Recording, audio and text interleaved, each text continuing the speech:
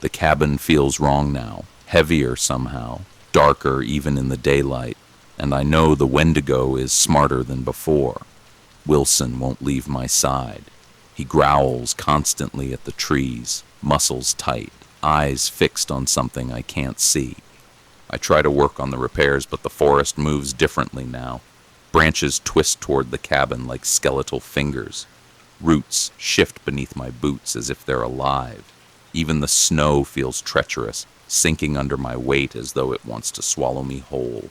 Last night, the first attack began. It started with whispers. Not outside, not carried by the wind, but inside the cabin. They echoed from the walls, from the rafters, from the floor beneath me. Voices overlapped. My grandfather, myself, and others I didn't recognize. They accused, laughed, pleaded, cried, and through it all Wilson stood rigid, bristling, teeth bared.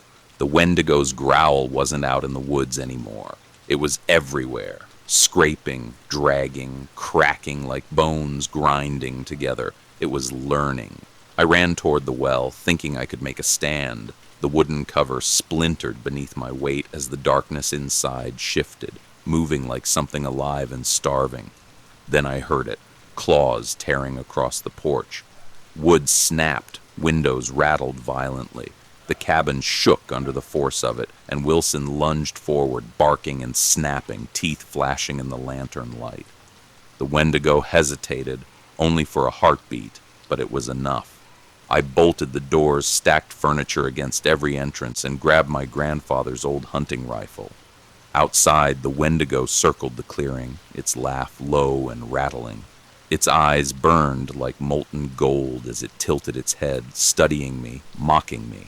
Every instinct screamed at me to run, but the forest had already shifted. Roots wrapped around my boots. Branches scraped my arms like knives. Even the snow slid beneath me, pulling me toward the tree line. Wilson growled, then barked with a force I'd never heard from him. He had always been my shield, but tonight he became my weapon. I fired the rifle. The bullet struck something solid. The Wendigo let out a sound, not pain, but fury.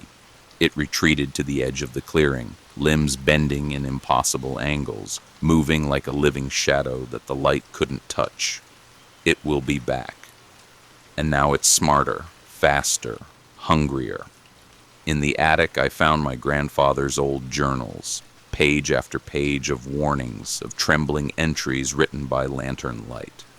He wrote about the forest, about the curse, about the Wendigo. It cannot be destroyed, it cannot be fought. Only survived, and only a protector can hold it at bay until the bloodline ends.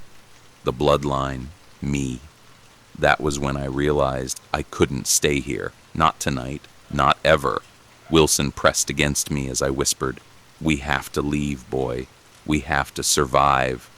He whined softly but stayed close.